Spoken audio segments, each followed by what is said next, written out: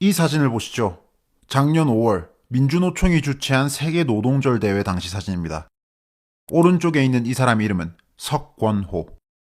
민주노총의 정치국장, 기획국장을 거쳐 조직쟁의국장을 역임한 거물입니다. 이 석권호는 북한 간첩입니다. 재판부는 그에게 징역 15년에 자격정지 15년을 선고했죠.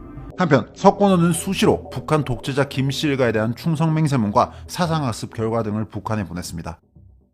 남조선 혁명운동에 대한 김정은 동지의 유일적 영도 체계를 튼튼히 세우기 위한 사업에 모든 것을 다 바쳐나갈 것이라고 했죠. 간첩 석권호에게 지령을 하다란 곳은 북한 문화교류국입니다. 석권호와 그 일당들은 암호로서로를 칭했는데요. 북한 문화교류국을 본사라고 했고 그로부터 지령을 받아 임무를 수행하는 대한민국 내 간첩 지하조직을 지사라고 했습니다. 이태원 참사 직후 당시 북한은 이번 참사를 계기로 세월호와 같은 정세 국면을 조성하라고 지시하며 민주노총을 비롯한 노동운동단체들의 투쟁을 촛불 시위와 결합시켜 국민이 죽어간다, 이게 나라냐, 퇴진이 추모이다 등의 구호를 전면에 내걸라고 지시했습니다. 그리고 이 구호들이 실제로 집회 현장에 등장했습니다. 2025년 1월 31일, 불과 며칠 전 검찰은 국가보안법 위반, 특수잠입, 탈출, 회합 등의 혐의로 민주노총 전현직 간부 2명을 기소했습니다. 그런데 이들 집단과는 별개로 또 다른 민주노총 전현직 간부들이 또 기소된 겁니다. 똑같은 간첩 혐의로 말입니다.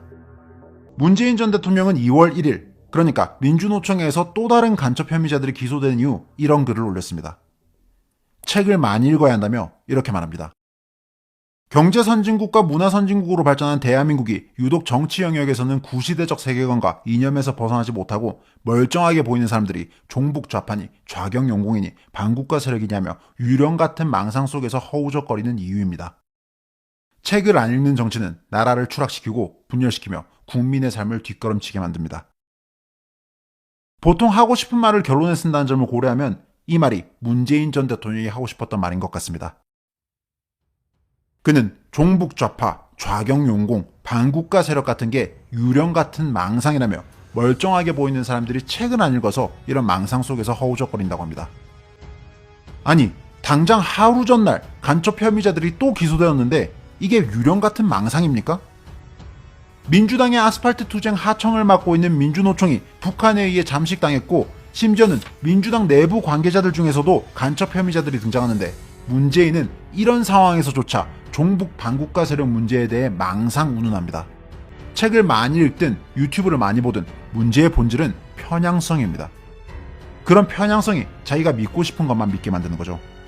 북한이 써준 시위구호가 광화문 광장에 촛불과 함께 등장하는 시대, 간첩들이 판치는 시대, 우리는 지금 대한민국 상황에 위기감을 느껴야 합니다.